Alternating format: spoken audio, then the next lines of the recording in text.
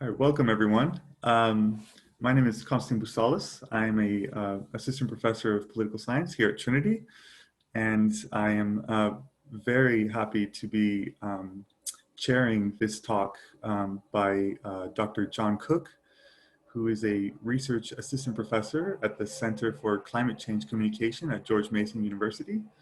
And Dr. Cook researches cognitive science, and in particular, a lot of applications in climate change disinformation and more generally misinformation. And I know John from his big website, Skeptical Science, which is a repository for all sorts of misinformation regarding climate change, and then also, of course, scientific responses to each of these claims that circulate out there in the wilderness about climate change. And so, John, you're very welcome here to Trinity, and we very much look forward to what you have to tell us about fighting fake news about climate change. The floor is all yours. Thanks, Constantine. All right, so let me share my slides. Is that all coming up okay? Yep. Great. All right, I'll jump into it then. So I'm going to talk about my research and other people's research into how to counter misinformation, particularly climate change, but the principles I'm talking about really apply to any form of misinformation. And there's a very practical element to my work too. Like it's all based on cognitive psychology and how people think about misinformation and how to correct misperceptions, but with a very practical element in terms of putting this theory into practice. But before I can jump into how to counter climate misinformation, I think it's a good to lay the foundation of just the bare basics about climate change and what we need to understand about climate change in order to understand some of the I guess categories of climate misinformation. And I'll just be very brief on this. Firstly, we know that global warming is happening. We see warming indicators all across our climate system, whether it's thermometers measuring warming or whether it's the ocean warming, ice melting, species are migrating because of a changing climate, seasons are shifting. We see climate change signs all over our climate system. We know that this warming is because of human activity. And similarly, we have many lines of evidence independently confirming that human activity is the main cause of the last few decades of global warming. During the Q&A, I'm happy to dive into some of these if people are curious. Climate scientists, experts in climate research agree that humans are causing global warming. And there's been multiple studies that have quantified the consensus. I have published one of these studies in 2013, but there have been multiple studies finding between 90 to 100% consensus that humans are causing global warming, and a number of studies all converging on that figure of 97% consensus. We know that the impacts from climate change will overall be bad. There might be a handful of positive impacts in some parts of the world, but when you add up all the impacts on society and on the environment, they're overwhelmingly negative. But we do have the solutions to deal with climate change and avoid the worst impacts. We have all the technology we need. It's just a matter of finding the political will to make those transitions to a cleaner society.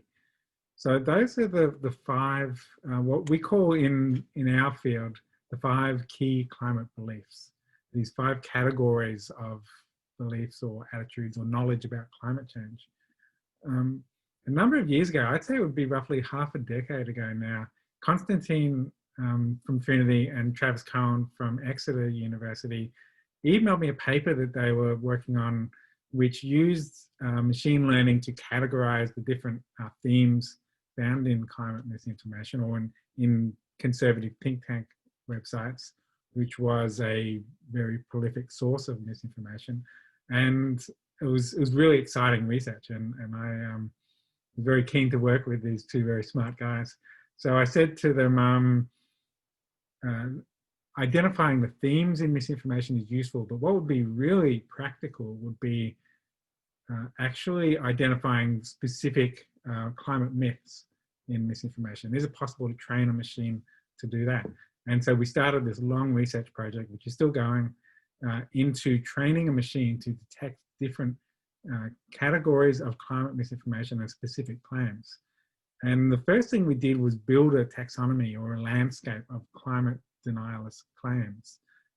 And what struck us was the 5 categories of climate misinformation were an exact mirror universe of the 5 climate beliefs that had been developed by Ed Maybach and my other colleagues at George Mason University. So global warming isn't real. It's not caused by us. You can't trust the experts and you can't trust climate science. The climate impacts won't be bad and the solutions won't work. There's no hope to solve climate change.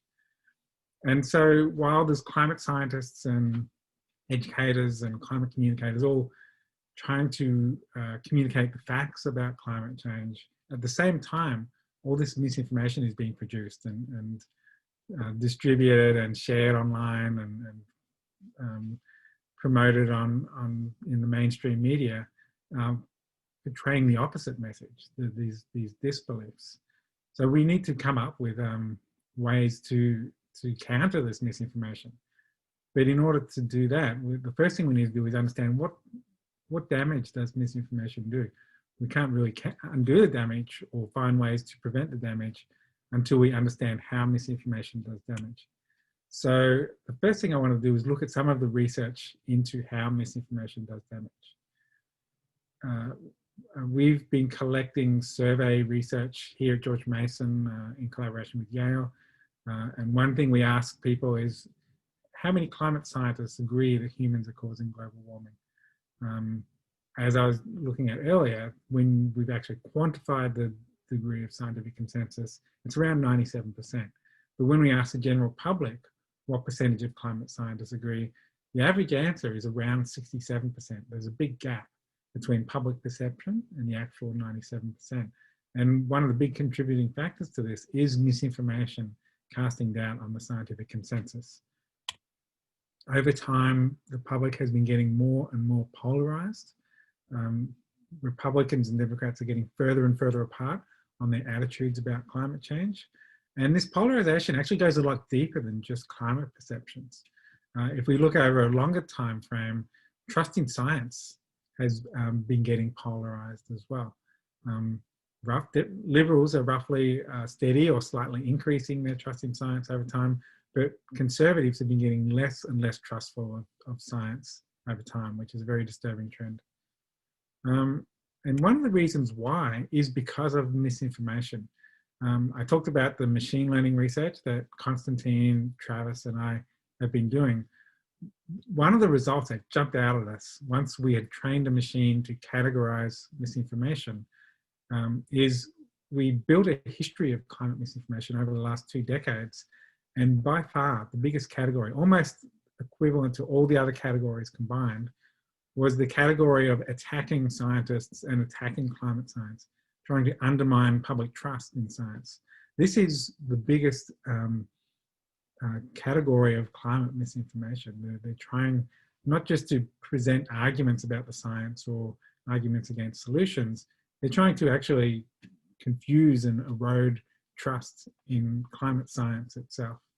And that's a very dangerous type of misinformation. So how do we counter misinformation?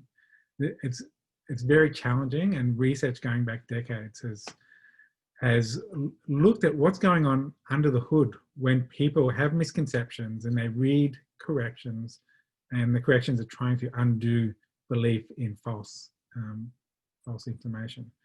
And the reason why it's difficult debunking myths is because of how our brains work.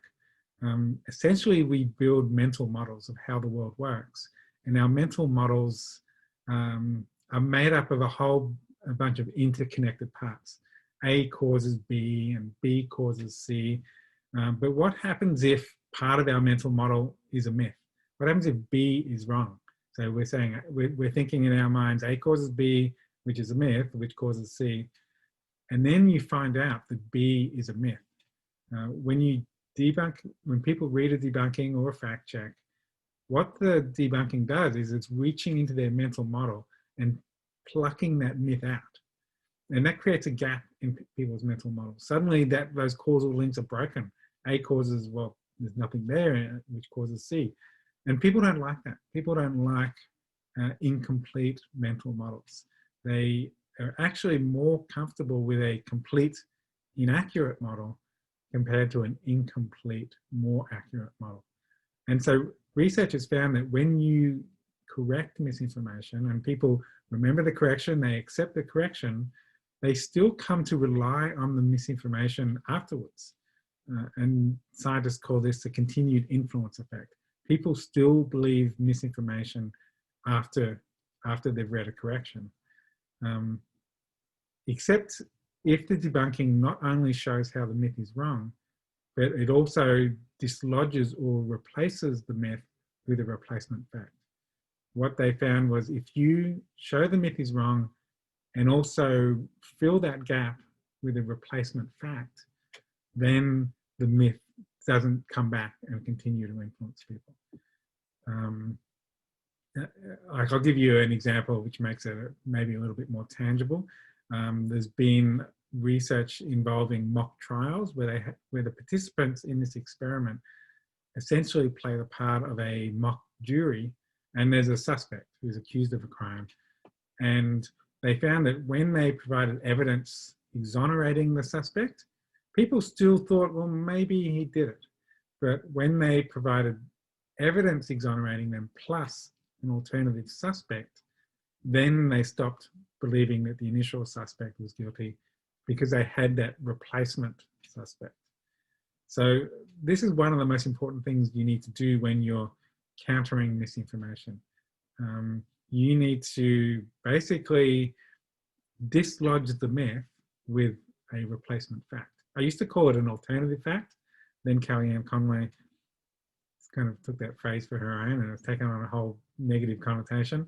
So I tend to use the term replacement fact now. And so that's a non-trivial thing to do. When you're debunking a myth, you have to think, what is the gap I'm creating in people's mental model, and what fact replaces that? If it's a causal thing, if people are arguing, well, the sun causes global warming, it's not enough just to show that the sun can't be causing global warming. You have to explain what actually is causing global warming. Provide that replacement fact, that replacement causal explanation. But it's also not enough to just provide that fact. You also need to explain it in a way that is ideally just as or more sticky, simple, compelling, engaging as the myth that you're trying to debunk. And I find that in order to make the science that I communicate more sticky, I found that a really useful framework is the book Made to Stick. They identify 6 traits that are seen in sticky messages, whether they're the successful ad campaigns or folk stories or urban legends. All of these sticky messages or stories have some of these following 6 traits. They're simple, unexpected, concrete, credible, emotional, and they tell a story. If you can tick any of these boxes, or the more boxes you tick, the more sticky your message is and the more likely it is to get people's attention, be remembered, and be shared, and also dislodge the misinformation that you're trying to debunk. Although this applies more generally to any form of public engagement and science communication, not just debunking misinformation. So that's the first thing, and that's already a lot and a challenge. Fight sticky myths with stickier facts. But unfortunately, while that's a necessary part of debunking misinformation, it's not enough. You need to do more than just a debunk, or you need to do more than just identify that replacement fact and communicate it in a sticky way as possible.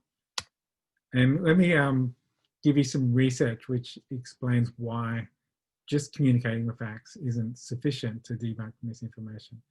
So there was some research published by Sander van der Linden, who's now at Cambridge. I think he was at Princeton at the time that they did this research, and he did it in collaboration with some of my colleagues here at Mason, as well as some colleagues at Yale. And what they did was they exposed people to conflicting pieces of information.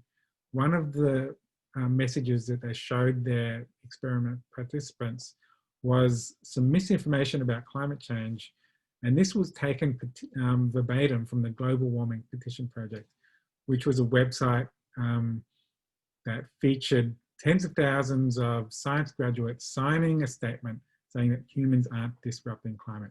So basically it was a list of people that were perceived as experts signing a statement going against the scientific consensus. And if this technique looks familiar, you may have seen the Great Barrington Declaration in the news over the last week. The Great Barrington Declaration is basically a list of thousands of people signing a statement proposing basically a herd immunity approach to the COVID pandemic. And it uses exactly the same techniques as the Global Warming Petition Project. So these techniques of misinformation are seen across different scientific topics. What they found when people were shown, so one group was shown just the misinformation, another group was shown a message about the 97% consensus that humans were causing global warming, and a third group was shown both the misinformation and the 97% consensus. What they found were the group that was shown just the facts, the 97% consensus, showed a strong positive effect. Not only their perceived consensus, but their belief that humans were causing global warming and climate change was happening, and even support for climate action as well. People who were shown only the misinformation by itself showed a negative effect. So the misinformation did reduce their acceptance of climate change. But people who were shown both the fact and the myth had no effect. It was basically fact and myth cancelled each other out. And the reason why was because when people are presented with two conflicting pieces of information and they don't know how to resolve the conflict, the risk is that they just disengage and believe neither. When people are presented with that kind of situation, it's a bit like this scene from classic Star Trek.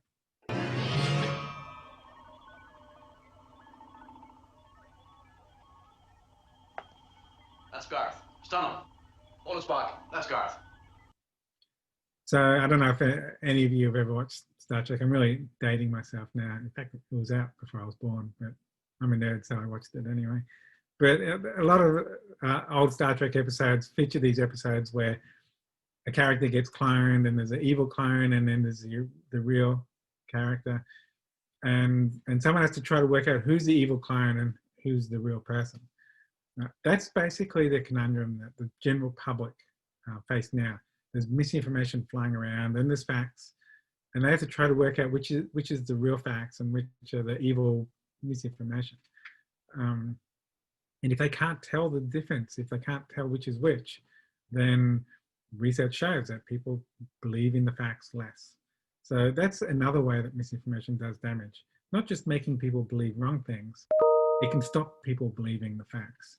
And misinformation doesn't have to even be coherent or based on an argument or based on evidence to have this effect.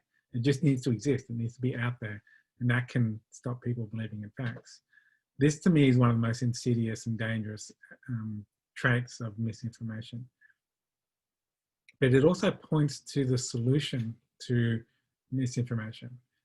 The way that we help people resolve the conflict between fact and myth, the way that we counter misinformation is basically, it comes from a branch of psychological research called inoculation theory.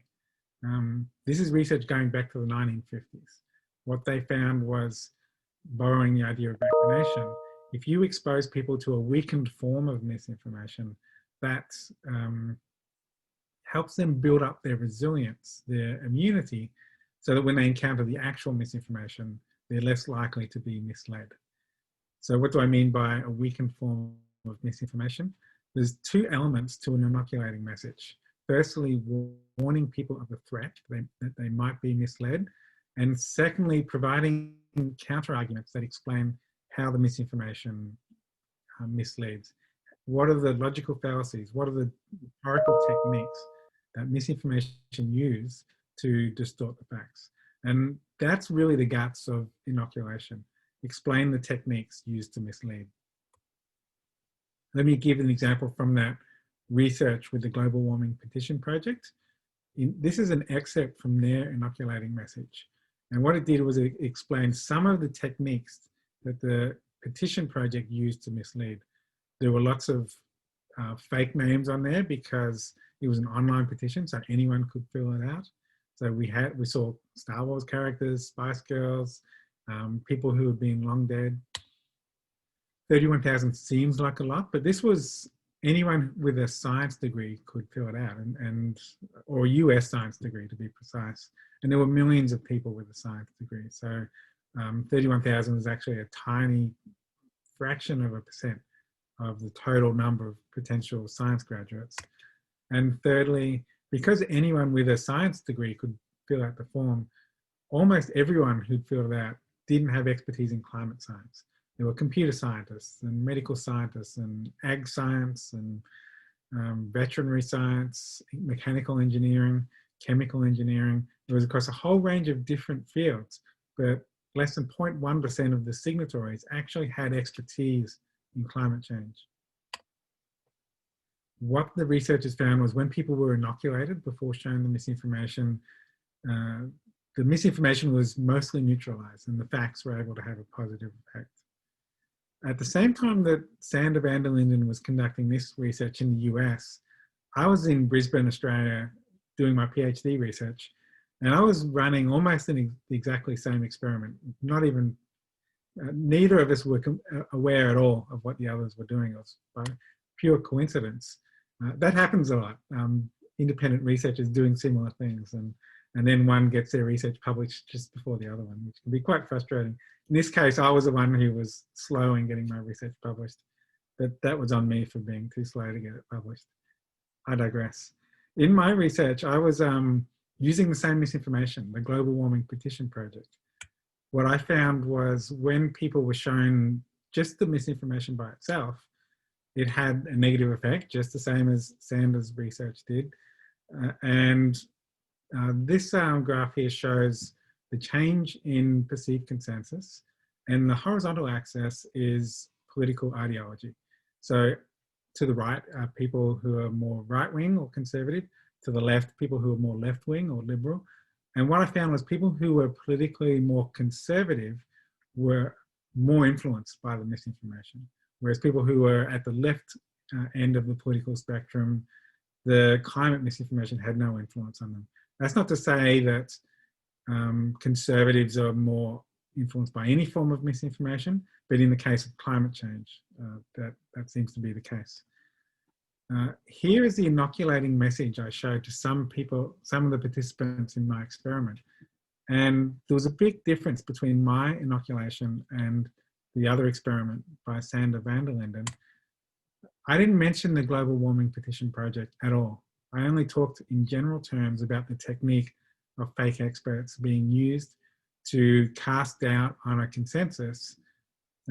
Fake experts being people who portray the impression of expertise but don't have any actual relevant expertise. And I used, the tobacco industry and the ad campaigns that they ran in like the 50s, 60s, and 70s, using fake experts, using people in white coats. They even called it the White Coat Project, one of their ad campaigns, as a way to cast doubt on the scientific consensus that smoking causes cancer, which was interestingly, it was brought up yesterday. I won't get into that. What I found was when people were inoculated before showing the misinformation was completely neutralized. Don't be put off by the slope in the blue line. Statistically, it's equivalent to 0. And what this tells us is across the political spectrum, people don't like being misled. And when you explain techniques used to mislead them, it neutralizes that misinformation, whether people are liberal or conservative. What this also tells us is explaining techniques in a different scientific field can inoculate people in another field. I was inoculating people against a technique used by the tobacco industry, but it inoculated them against misinformation in climate change. It would be interesting now to do a test inoculating people against the climate change technique or tobacco technique and see whether it inoculates them against the Great Barrington Declaration. But that, if anyone wants to collaborate with me on that, happy to talk to them. So inoculation is a powerful tool for neutralizing misinformation. And once I finished my PhD and I came out of it with that inoculation as my answer, my next research question was, well, how do you put that into practice? And the answer was critical thinking. There were some critical thinking philosophers at the University of Queensland who I'd started talking to about their approach. And we started developing a way to use critical thinking to basically deconstruct and analyze misinformation. And when I say that critical thinking is like a universal vaccine against misinformation, what I mean by that is that research finding that inoculating people against a specific technique of denial inoculates them across different topics. So essentially you can vaccinate people against all scientific topics just by a single inoculation about a specific technique. So let me give an example of the deconstruction approach that I developed with these critical thinking philosophers at the University of Queensland. Here is a claim from the 2016 Republican primaries when Marco Rubio was asked about climate change. And he argued the reason why climate's changing now is because climate has always changed naturally in the past. And when you deconstruct that claim into an argument, where an argument is a series of starting assumptions or premises and a conclusion, that deconstruction process now enables you to more, I guess, surgically identify where arguments go wrong. In this case, the argument is jumping to conclusions. The conclusion doesn't follow from the premises. And actually, I don't have a slide on this, but there is a hidden assumption in this argument, which I probably should add to this slide, which is that whatever caused climate change in the past must also be causing climate change now. And that assumption commits single cause fallacy, assuming that there's just one cause of climate change. So this process of deconstructing arguments is a robust way to systematically take claims, figure out, is it misinformation or not? And then once you've done that, you can identify the actual fallacy or denial rhetorical technique in the argument. This is the complete flowchart that we developed for deconstructing misinformation claims. But really the guts of it are just these three steps: deconstruction, check whether the argument is logically valid, and then check whether the premises are true. I think I've got time. I'm just going to very quickly give you a demonstration of that as a way of just making this kind of abstract critical thinking exercise a little bit more concrete. We took the flowchart, we took that step-by-step approach and applied it to 50 of the most common myths about climate change. And what we got out of that was a summary of all the different fallacies or rhetorical techniques in each of these climate myths. So let's take that approach and apply it to the global warming petition project. The claim is that there's 31,000 science graduates who dissent against human-caused global warming, so there is no scientific consensus on human-caused global warming. And this argument, or this claim, if we deconstruct it into an argument structure, basically has two assumptions or premises. The first being a large percentage of science graduates dissent against human-caused global warming. And secondly, anyone who has a degree in science is an expert in climate change. And then the conclusion is that there's no scientific consensus that humans are causing global warming. That's the first step, deconstruct. The second step is this logically valid? If these two premises are true, let's just assume that they're true, does it logically follow that the conclusion must be true as well? And in this case, the answer is yes. This argument is logically valid.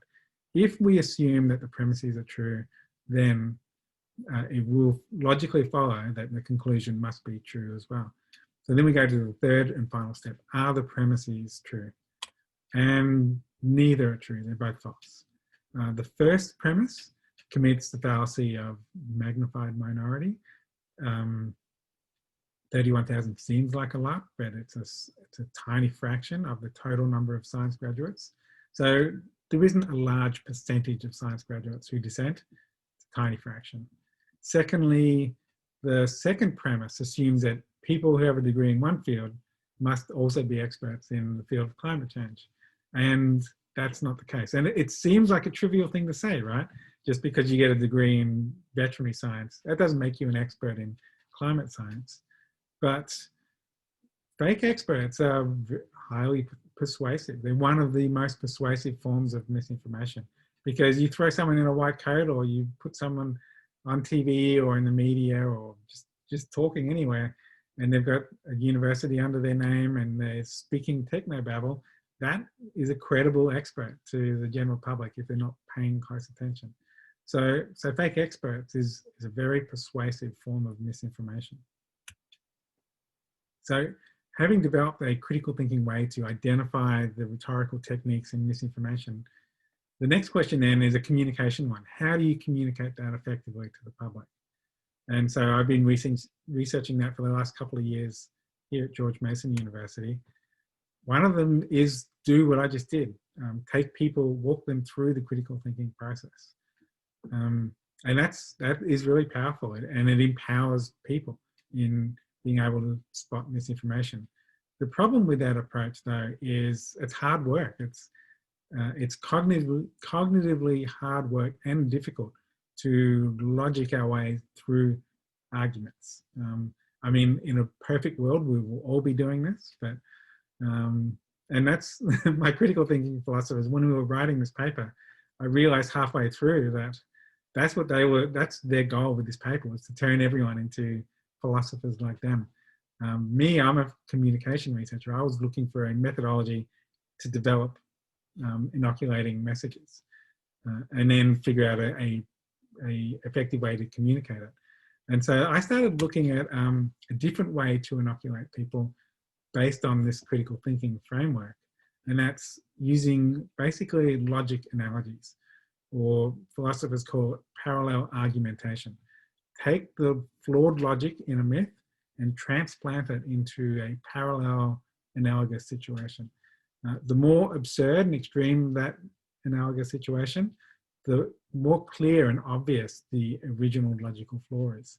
The argument that climate is changing now because climate has always changed naturally is exactly the same as finding a murder victim, an obviously murdered victim, and arguing, well, people have always died of natural causes, so this person must have died of natural causes as well. The conclusion doesn't follow from the premise. The parallel situation is obviously ridiculous. People see that, but it's exactly the same logic as the original climate has always changed argument. It commits the same single cause fallacy. And so I've been building up basically a library of parallel arguments applied to climate misinformation. And because before I was a scientist, I was a cartoonist, drawing all these parallel arguments in cartoon form. I realized while I was doing the critical thinking research that cartoons are the perfect delivery mechanism for parallel arguments. And then eventually, after building enough of these parallel arguments in cartoon form, I published a book that summarized them all, Cranky Uncles versus Climate Change, which is basically a series of inoculations against the most common myths about climate change. And a lot of them are in cartoon form. It explains the facts. It tries to make the facts as sticky as possible. Often I use analogies and cartoons to make the science sticky, but I also use analogies to explain the fallacies and rhetorical techniques in misinformation.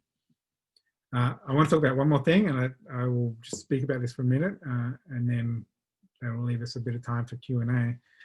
The last thing that I've been looking at is a new, fairly new, and it's new in one sense, even though it was first mentioned back in the 50s. But really, it's only been the last couple of years that scientists have been playing with this using technology, and that's active inoculation. Everything I've been talking about up to this point has been passive inoculation, which is communicating, inoculating messages to people who passively receive the information, which is, you know, it's an effective form of inoculation. But active inoculation has a potential to be potentially even more powerful. And what that involves is people interactively being involved in the inoculation process. I guess the seminal research done on this was again by Sander van der Linden, who several years ago published a game called Get Bad News. So getbadnews.com, you can check out the game right now. And what this game does is it teaches you how to become a fake news merchant. You play this game, you learn the techniques of fake news. There's these 6 badges that you accrue, and you try to build Twitter followers through this game. And by the time you get to the end of the game, you've learned 6 techniques that fake news use to mislead people. And what the research showed was when people were tested on their ability to spot fake news before the game and after the game improved their ability to spot these techniques of fake news. So by interactively playing a game where you're learning these techniques yourself, you become inoculated against the techniques. What I've been working on is a similar approach, but inoculating people against the techniques of science denial. And so we've been developing this smartphone game for the last, well, just over the course of this year, called Cranky Uncle. And it takes a lot of the content from the Cranky Uncle book, and it gamifies it. It turns it into game form. And the idea of it is you get mentored by a cranky uncle to become a cranky uncle. So he explains techniques of science denial. It also uses a lot of cartoons as a way of making it more engaging and more concrete. And then, and this is important, then you practice your critical thinking. So it gives you a lot of examples of misinformation and logical fallacies, arguments with fallacies. And you have to spot the fallacies, and you have to practice this over and over and over again. Text fallacies, cartoon fallacies, lots of examples. And the idea is by practicing critical thinking, it essentially takes what is a difficult thing to do, identify fallacies in arguments, this hard critical thinking approach. And through practice, it makes it a quick, easier, almost effortless task. So that's the goal of the Cranky Uncle game. Oops. If you want to get more information about it though, you can just jump on to crankyuncle.com, and we're very close to beta testing the game now. So if you want to get updates on the game development, you can subscribe to be notified of just latest news of the game. And the other thing I want to point you at is over the last several months, I've been teaching a grad class here at George Mason on understanding and countering climate misinformation. And it's mostly climate students, but a couple of communication students as well. But because it's a virtual class, I've been creating all these video lectures, and I've also been putting the videos lectures on YouTube. So if you go to that URL at the bottom, sks.to/climatevids, that goes into much more detail on all the content that I've just been talking about. How to make your science stickier, how to structure a debunking, how to spot and deconstruct denialist claims. And last week I posted a 40-minute video on 23 different techniques of science denial. Next week, I'm posting a video about conspiracy theories and the different traits of conspiratorial thinking. So you can check it all out there. But I think I will end the show, and I'm happy to answer questions now. All right, thank you so much, John. This was fascinating and excellent talk. We have a few questions. I also just want to tell the audience that you can just click on the Q&A button, and you can just simply type in a question that then I can convey to John. Also, if you wish, I have, you can raise your hand virtually, and I can then allow you to speak. So you can ask the question directly to John, but just be aware that that you, in doing so, you agree to be recorded through video and audio. So, John, there's kind of, I was wondering if you could just a little bit, give us a little bit, a better sense of the parallels here with between climate misinformation and the pandemic, misinformation surrounding the pandemic. And kind of what are your thoughts right now on what's developing, and are there kind of any higher order, truths that can come out of kind of comparing these two cases here? Yeah, the thing that struck me over the course of this year was a lot of parallels between climate and COVID misinformation. And the big difference is just the time frame. Climate misinformation has been bubbling and percolating away for 2 decades. Just imagine taking that 2 decades of development and cramming it into like a couple of months. That's basically what happened. And so when the COVID misinformation started flying around, being a misinformation nerd who likes building databases for anything, I started collecting the different claims. And I was immediately struck at just the diversity of claims and how they were covering all the same rhetorical techniques that I documented in climate misinformation. The 5 techniques of science denial, summarized with the acronym FLIC: fake experts, logical fallacies, impossible expectations, cherry picking, and conspiracy theories. That was all immediately and obviously on offer with COVID misinformation. And so that inspired me. And the other big difference between COVID and climate was people were much more concerned and alarmed about COVID misinformation compared to climate misinformation. And we saw that in a couple of different ways. Firstly, mainstream media were much more aggressive in fact-checking COVID misinformation immediately when it reared its ugly head. Social media platforms were suddenly miraculously proactive in taking down COVID misinformation after years of telling us, well, we can't do anything about climate misinformation. Technically, it's too hard. We can't do that. It just shows that it wasn't a matter of technology or practicality. It was a matter of will. And thirdly, we started doing research, testing different COVID myths. And in order to do an experiment about misinformation that works, you have to get a statistically significant negative effect of the misinformation. I showed that in the 2 experiments about climate change here. We couldn't get those negative effects, and it basically ruined our experiments. Like we did a COVID misinformation experiment. There was a null effect on the misinformation. And we thought, oh, well, that was a waste. So then we did a pilot experiment where we tested 6 different myths. Let's just find the best one, and then we'll focus on that. None of them worked. So we're like, God, how do we, like, people are so on alert to COVID misinformation that we couldn't get an effect. It was kind of our, it was like our Vietnam War. We just got bogged down in trying to research this topic. Very frustrating.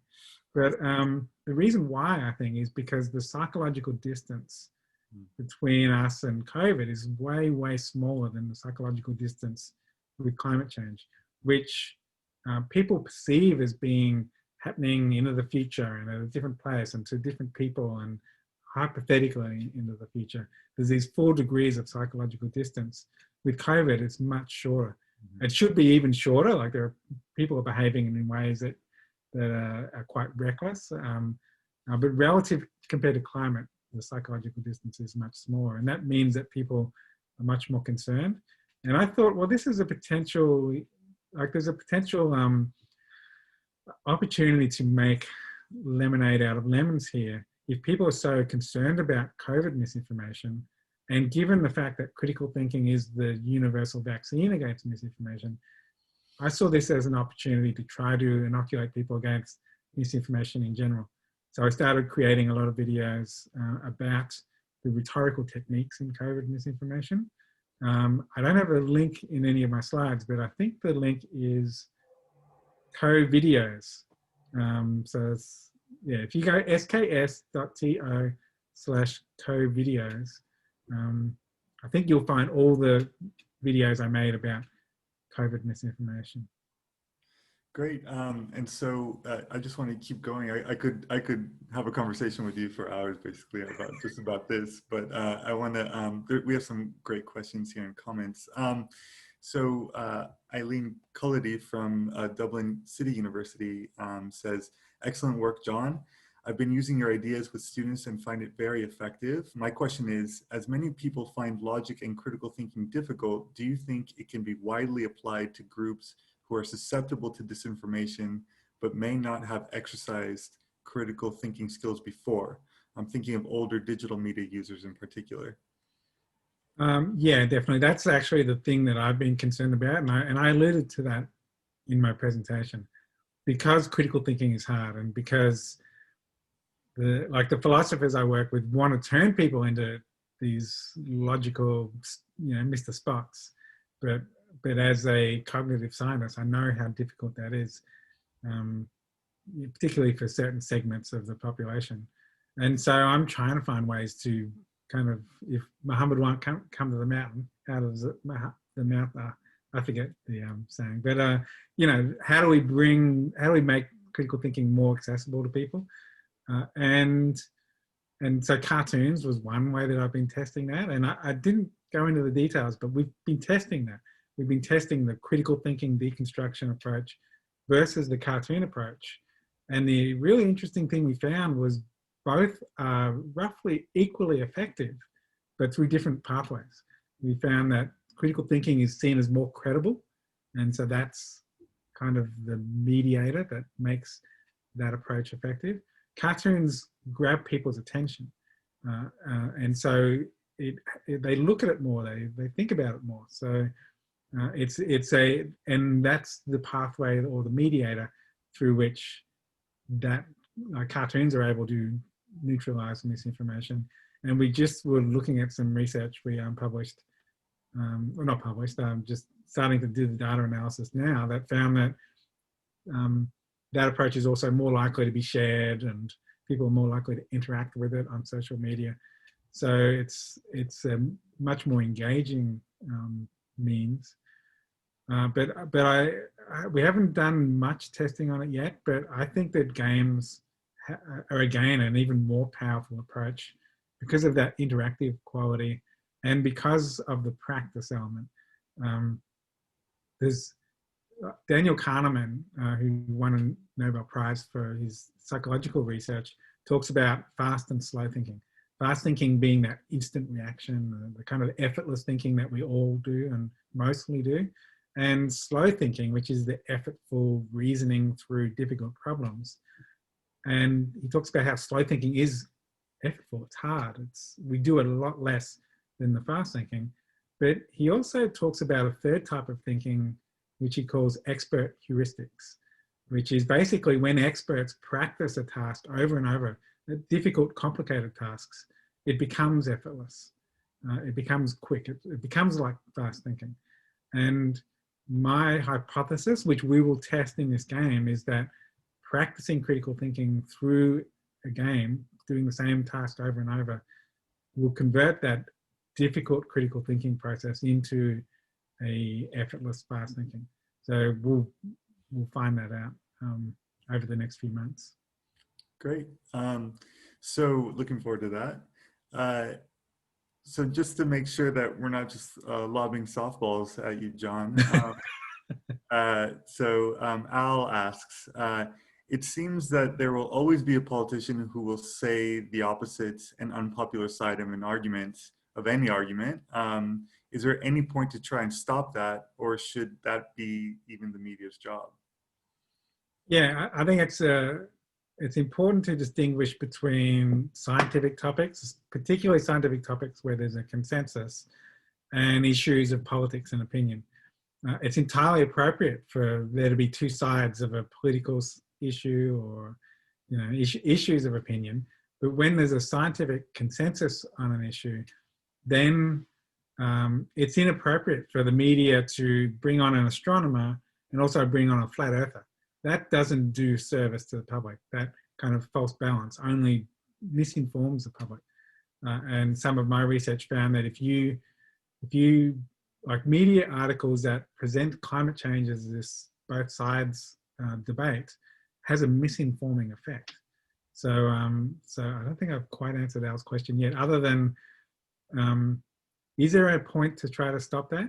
If it's issues of scientific consensus, then yes, because the misinformation has all these damaging effects. I talked about how it polarizes, how it makes people believe wrong things, and how it cancels out facts. Misinformation also reduces public support for things like climate action, or misinformation causes people to behave dangerously around COVID. And so that has direct health consequences, not just for the person who's misinformed, but everyone who has to breathe the droplets of air around that person. If people are resistant to masks because they heard misinformation that mask wearing causes CO2 poisoning or some other misinformation, then they're endangering anyone that they're being around. So there is definitely, it's essential because misinformation cancels out accurate information. It's crucial that anyone who is involved in engaging the public about science, about facts, or about any accurate information, they have to be aware that there is misinformation out there that could cancel out their work.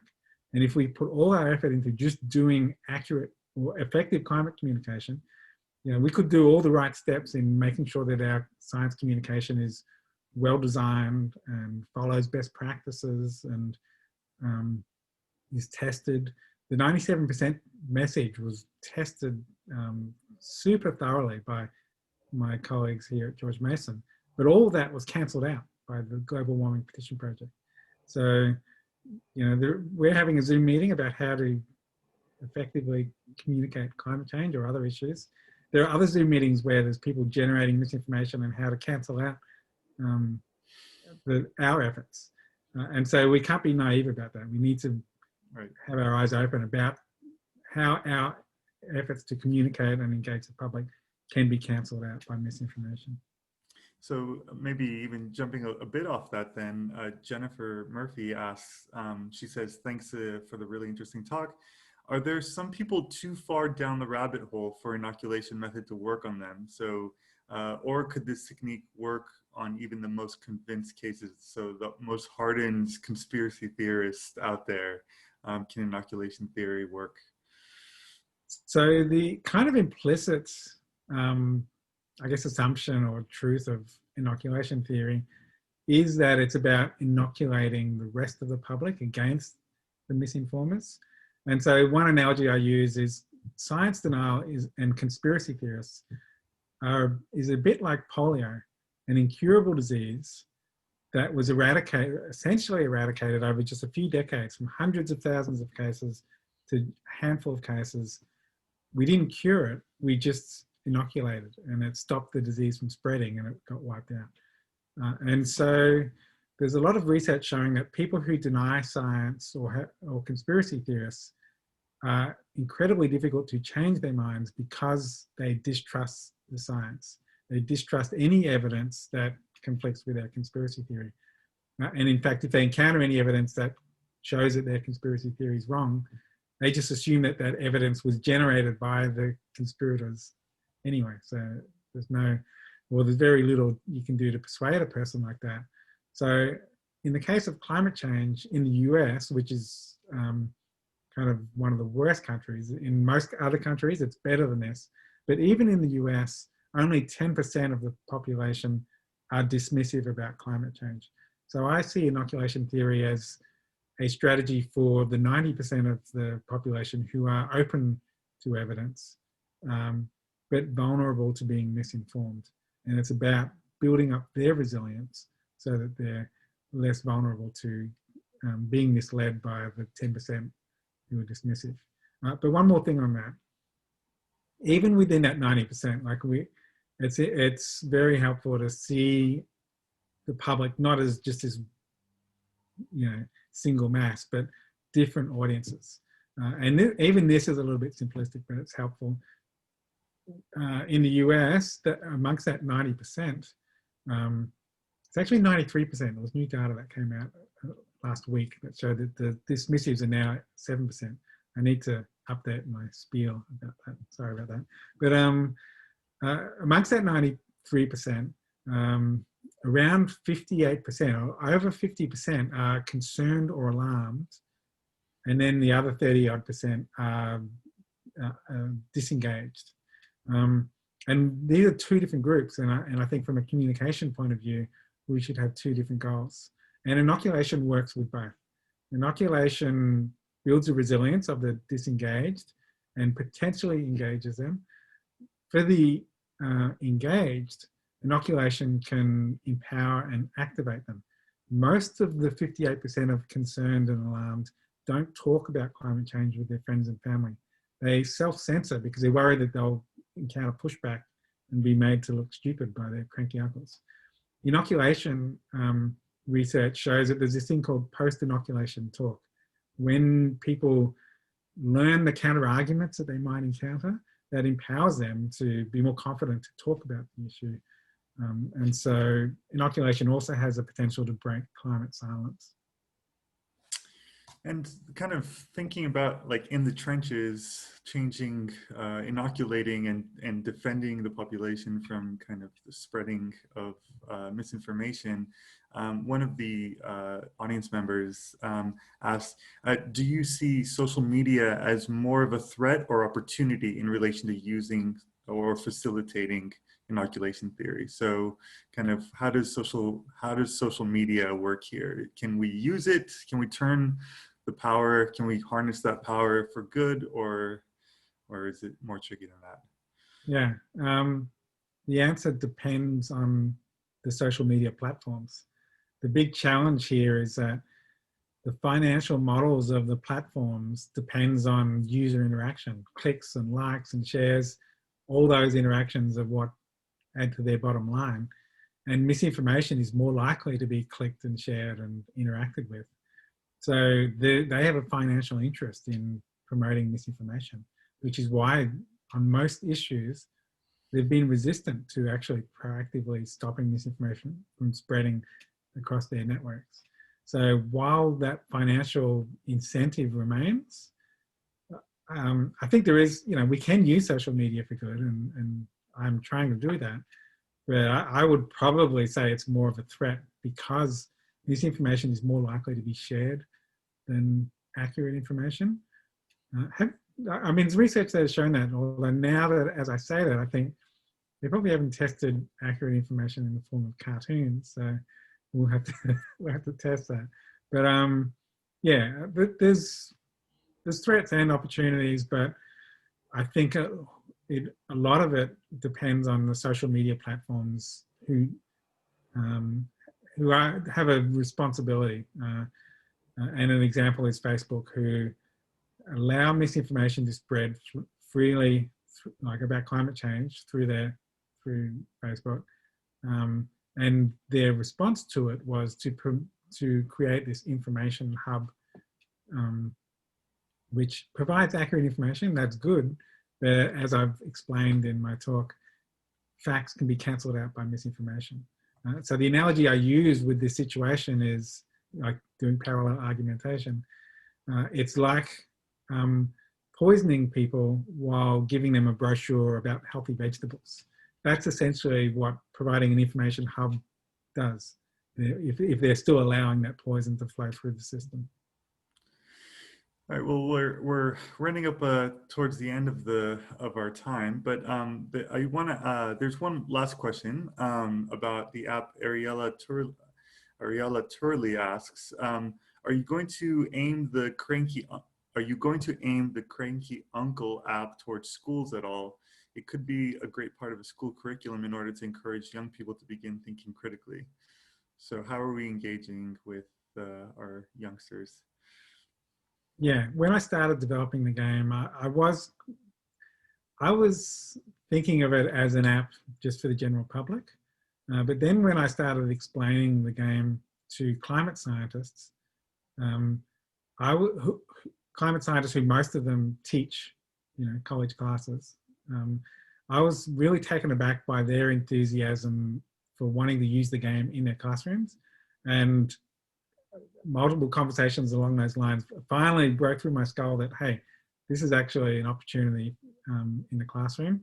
And I finally came to realize that using the game in the classroom is probably the most effective way that this game will make a difference and shift the needle amongst the general population. And in fact, I realized that there were 3 big issues with climate change, and the game had the potential to solve all of them. The first was the basic cognitive challenge of difficult critical thinking, and we've talked about how a game can make critical thinking easy. The second was the challenge of echo chambers, the fact that our communities are all siloed, and even if you develop the perfect inoculating message, for years I've been wondering, what's the point of developing all these perfect inoculations if we can't get them into communities? And I realized that classrooms are a perfect way to crack echo chambers. And the third challenge, and some of the questions reflected this as well, is partisanship. People are tribal, and actually political affiliation or tribalness or tribality is the biggest predictor of climate denial. And so how do you get around that? And one thing I find really compelling are some of the public engagement campaigns that harness potentially negative traits, or maybe not negative, but specific challenging traits of psychology and harnessing them for good. And one of them is the Don't Mess with Texas campaign, which took that kind of individualistic streak of Texans and used it to encourage people to stop littering. And it was a really effective strategy. I think that our goal down the track, not initially, but as the game develops, is to set it up so that people can play each other individually, but then have groups play other groups. I'm hoping that we can get classrooms from different colleges having critical thinking contests. And then tribality and that kind of competitive, I guess, instinct can be used to motivate people to learn critical thinking and build their resilience against misinformation. So yeah, we are definitely aiming the game towards schools. I'm already talking, like we've done a lot of tests in classrooms. We found that the first version of the game, which was focused on climate change, actually inoculated people against misinformation in vaccination and flat earthism and other areas of science denial, kind of reinforcing that idea of a universal vaccine. And we've tested it in high schools and colleges and found that it worked in both contexts. I'm not quite sure yet how low it can go and whether we need to create a specific middle school version or even elementary version. But that's definitely, I think, our best path forward. Well, excellent. Well, that's all the time we have. But Dr. John Cook, thank you so much for this very important, timely, and fascinating talk. And we very much look forward to seeing your research as it develops. And on behalf of Trinity and all the audience members, thank you so much. Thanks for inviting me, and sorry I can't be there in person. Next year. Yeah, definitely.